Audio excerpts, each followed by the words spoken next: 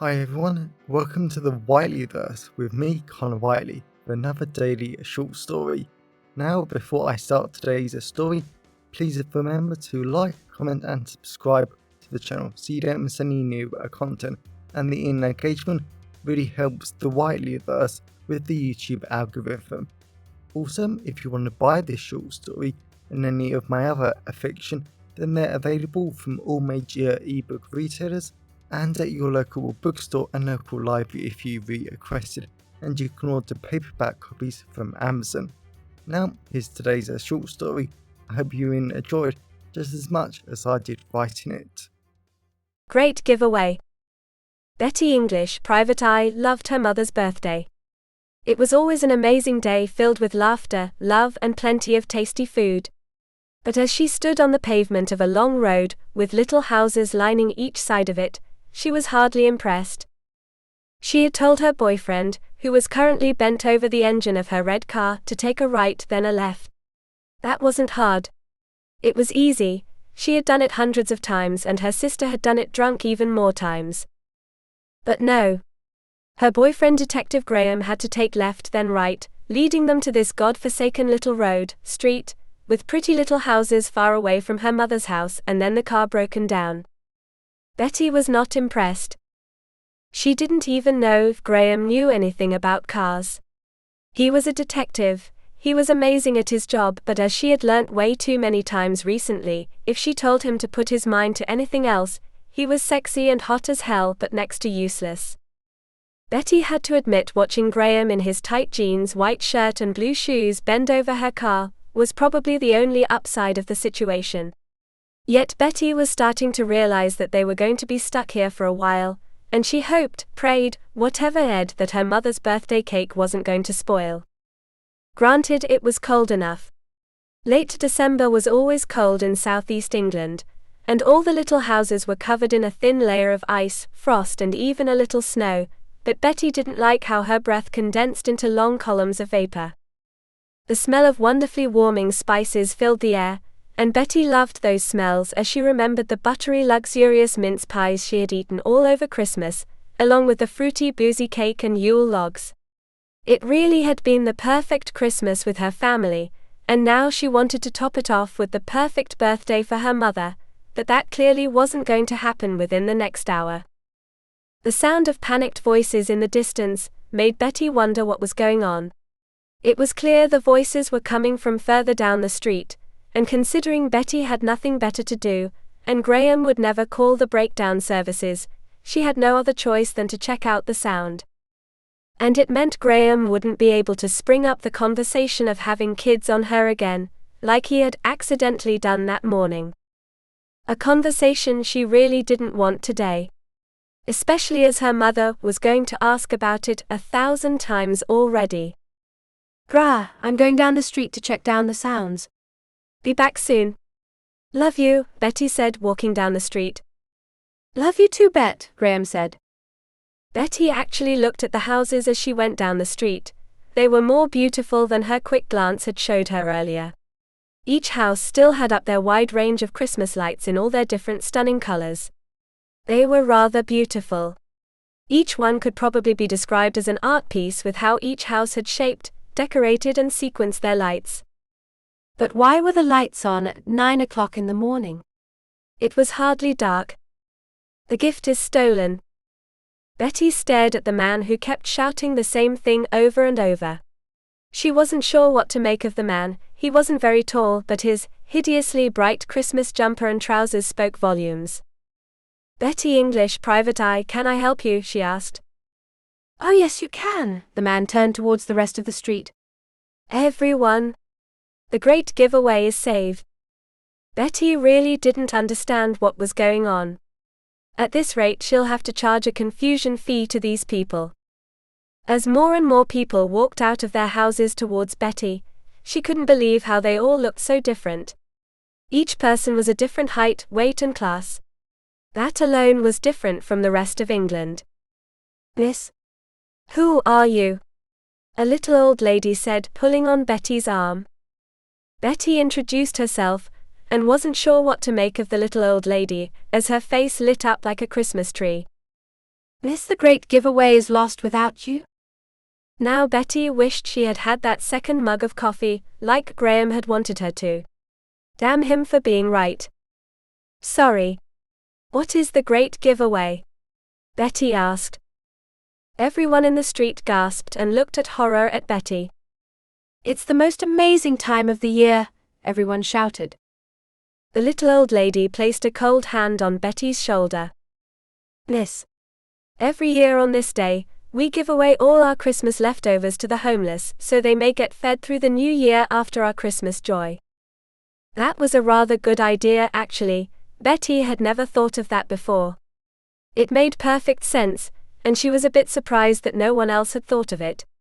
Everyone always bought too much at Christmas, that alone was disgusting, and everyone just threw it away, including her, but giving it to the homeless and less fortunate, now that was an excellent idea. But the idea of someone stealing it was monstrous. Who in their right mind would steal from such a great idea?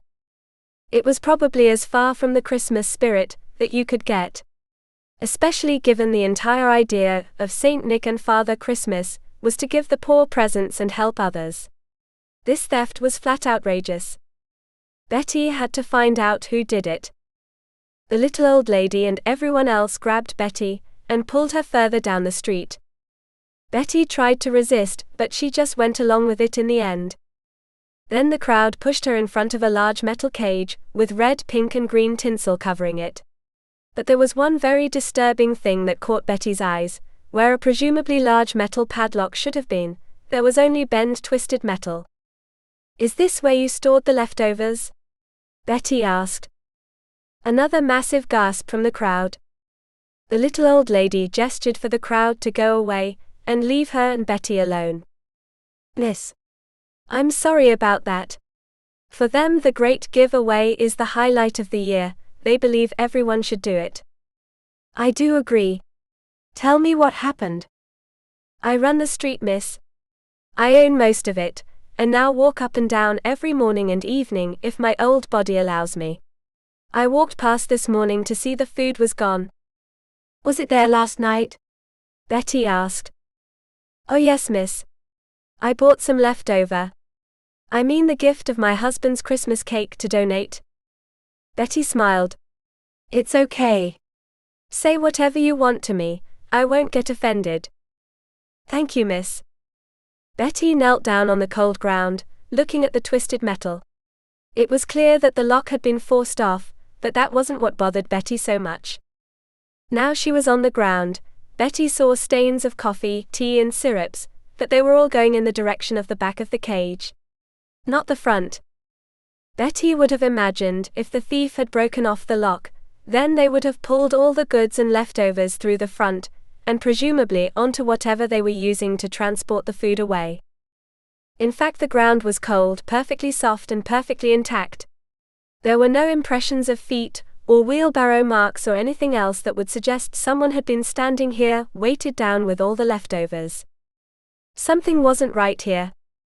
Betty went round to the back of the metal cage. Here, Betty said. What, miss? Betty just pointed to the deep marks and the stains of tea, coffee and syrups in the mud. Oh, miss, the little old lady said, her voice panicked. Betty tapped the back of the metal cage a few times, and watched it vibrate, hum and eventually fall off. Someone must have carefully cut off the back part, stole the leftovers, and twisted the lock off to make you think that was how the theft happened. Oh dear, miss, oh dear. What will I do? Betty stood up and placed a gentle hand on the old lady. Relax. It will be okay. I will find your leftovers for you. But can I ask a favor? Anything, miss. Betty smiled. There's a little red car up the street, with a hot man failing to fix my engine. Do you have a mechanic on the street, please? Again the old lady's eyes lit up, and she simply walked away. Betty had no idea if that meant they had a mechanic, or if the old lady had simply gone off to check out Graham. It sounded silly, but in Betty's past experience the older women of the world did enjoy his looks. Thankfully she was younger than him by a few years. Betty knelt down next to the marks in the soft mud. They didn't look right, or what she had seen from other thefts in her years as a private eye. The marks were too narrow to be car wheels, and she doubted anyone could get a car on the soft mud and get it off again without the car spinning out. Then again, the marks were still too large to belong to a wheelbarrow. And judging by the size of the metal cage, and the odd marks of rice pudding on the top of it, Betty was sure the cage had been stuffed full. But the marks did go away from the metal cage, towards one of the little houses who had a large brown fence. Betty went up to the fence, and strangely enough the marks seemed to go straight under the fence like it wasn't there. Maybe it hadn't. Jumping out, Betty grabbed onto the top of the fence and pulled herself up. She'd forgotten how tough climbing was. In the new year she had to get back to the gym and do weight training. Forget cardio, she had to do the weights. Over the fence, Betty didn't like the plainness of the little garden that she was looking at. All the garden had in it was a child's swing, a sandpit and a bed of half-dead flowers. It all looked so plain and unloved. Unlike her garden, this one didn't scream love, nature or beauty. It looked like some half-ass attempt to make a garden fit for a family. But the marks weren't in the garden. "Can I help ya?" a woman said. Betty dropped down from the fence. The woman in front of her was hardly a looker with her long twisted hair, short stocky body and black teeth, but Betty had dealt with worse-looking people. "Yes, actually." "Did you?" "Leave, woman. I don't have time for ya." "Go away and don't come back," the woman said, starting to leave. "Does your kid want a new bike?" Betty said, randomly. The woman stopped. "Go away. My kid don't want anything from a posh snob like you. Now leave. How about some gifts from the great giveaway?" The woman hissed at Betty, as she almost went into her house. "Those snobs don't give me any. I might be poor, but I got a house. Now leave. I don't want your charity." The door slammed shut, and Betty wasn't sure what to make of it. The woman was clearly annoyed at the street snobs that lived here, even though Betty had met snobs and these people weren't ones, and hated the great giveaway. But the woman had seen contempt at least a little bit, to live her life how she wanted. Betty doubted the woman wanted to do any harm to the world. Betty went over to the woman's door, and pushed a £20 note through the letterbox. At least the woman might be able to buy herself and her kids some food, and maybe a nice treat with it. The sound of a bike's bell made Betty look at the street, as she saw two young children ride around. She still didn't know if she wanted kids. Graham definitely did, but he was a detective, she was a private eye. Full-time jobs and lifestyles that didn't allow for kids, but she still had time to find out if that's what she wanted. Then Betty looked at the tires on the bikes. They were narrow, smaller than a car and wheelbarrow. They might be able to make the marks in the soft mud. Betty went over to the side of the road and knelt down.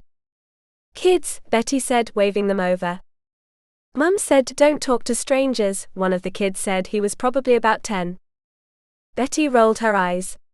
"I'm a friend of the little old lady owns some of the houses." She had no idea if they would know who she was talking about. "Mrs. Birchwood," the younger kid shouted. He was certainly 6 years old. The 10-year-old kid got off his bike and walked over to Betty, keeping at least 3 meters between himself and her. Very clever. Betty was going to have to remember that if she had kids. 3 meters was more than enough space to run away if she wanted to kidnap him. Of course she didn't, but still. "Are you two the only ones with bikes in the street?" Betty asked. "N.A. Johnny boy has a big BK for big boys." "Has he ride a lot?" "Yeah. Saw him riding last night after Birchwood did her walkie. I don't think she was gotten make it back home. I was gonna ride her home but Mum said no." Betty only just realized that there was something amazing about young children.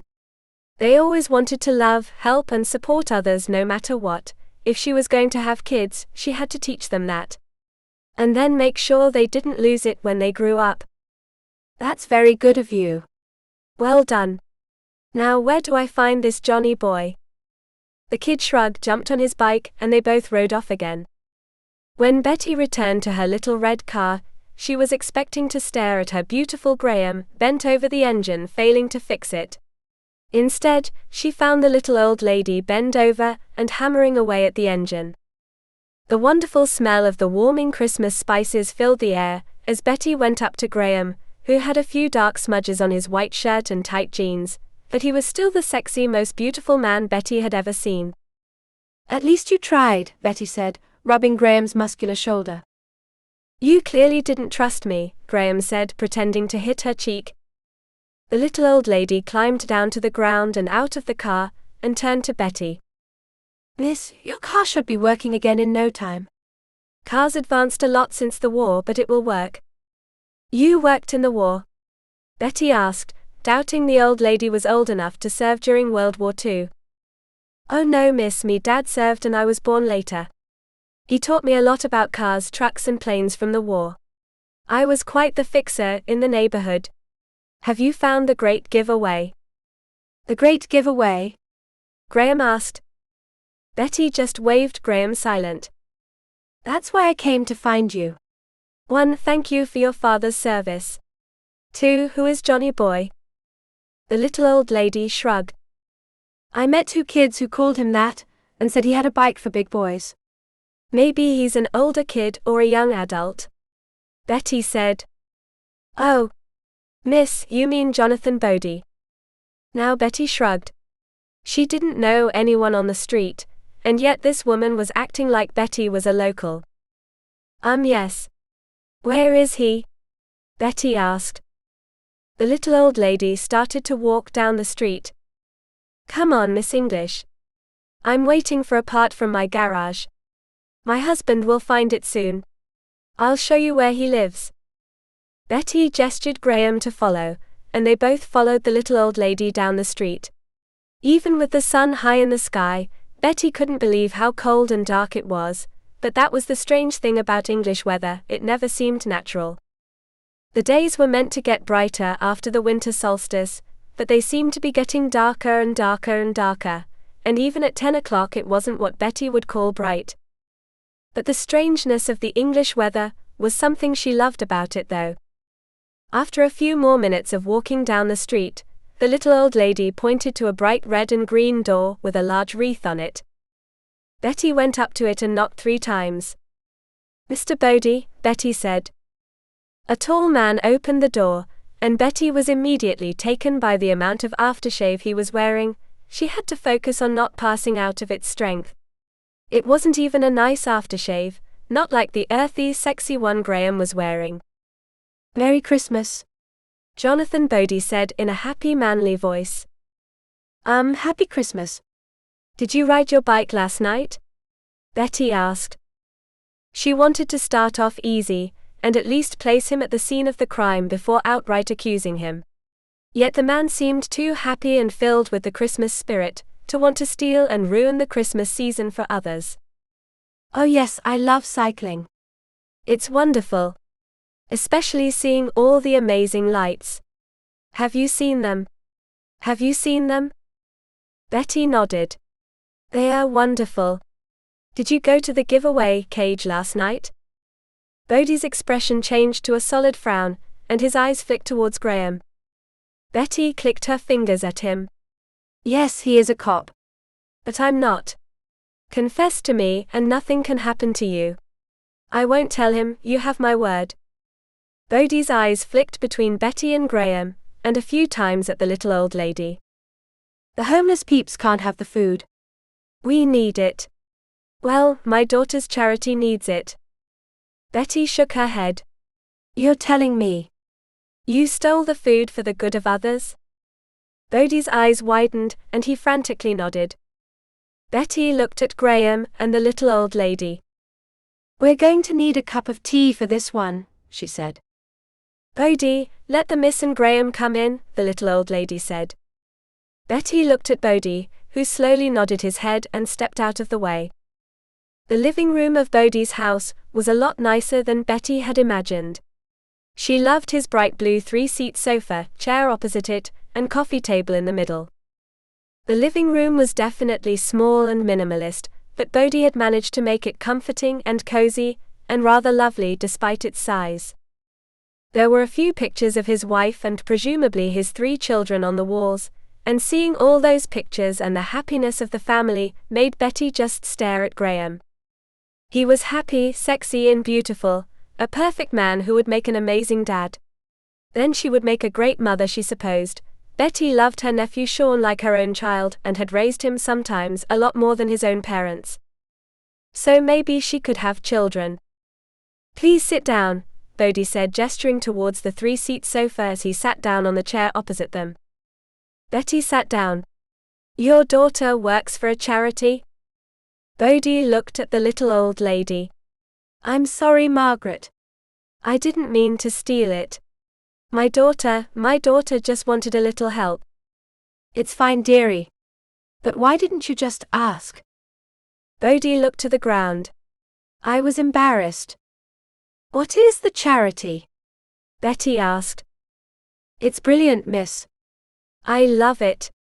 It's a new charity that helps the homeless, vulnerable youths and even the elderly. My daughter wanted a little help. I didn't want the great giveaway to only go to one type of person, Bodhi said. Betty could agree with that. Her nephew could have been one of the vulnerable youths, if her idiot of a brother-in-law had kicked him out when her nephew said he was gay. Sure, Sean would have been homeless, but he was still a vulnerable youth. It wasn't fair that he wouldn't necessarily benefit from the great giveaway, just because he was young. And most homeless in the area were older. Betty leant forward. Graham, I don't think there's a crime here if we reach an agreement. Graham smiled, and Betty loved that sexy movie star smile. Me either, Bet, but what sort of agreement? Graham said. Well, why don't you, Mr. Bodhi and Margaret agree to support your daughter's charity with the great giveaway so she can help even more people? Both Bodhi and Margaret looked at each other and smiled. Oh, miss, that is a wonderful idea. That way we can all help the homeless, young and the elderly. That is marvelous. Bodhi nodded too, and judging by his face he was trying to hold back some tears. Betty stood up and looked at Bodhi. Just to check, I presume the food is all in the garage safe and sound. Bodhi nodded. Good. We will leave you both to sort out the details, Betty said with a smile. Graham started to head out the door, and Betty went to follow him when Margaret grabbed her arm. Thank you, miss. Thank you. You've saved the great giveaway. What do I owe you? Judging by the look on Graham's face as he looked outside, her car was fixed, and there was something wonderful about the little street. Unlike the normal streets of southeast England, this one actually had soul, character, and love in it. All these people, no matter their background, all loved each other in their own unique ways and wanted to help others. Hence the great giveaway. Betty wasn't going to charge people who wanted to help out others and help make the world a better place. Nothing, Betty said, smiling and walking out of the house. Merry great giveaway, and a happy new year. Betty heard Margaret and Bodhi laugh, talk and being happy as she left, and her and Graham walked back up the street towards her car that was working perfectly.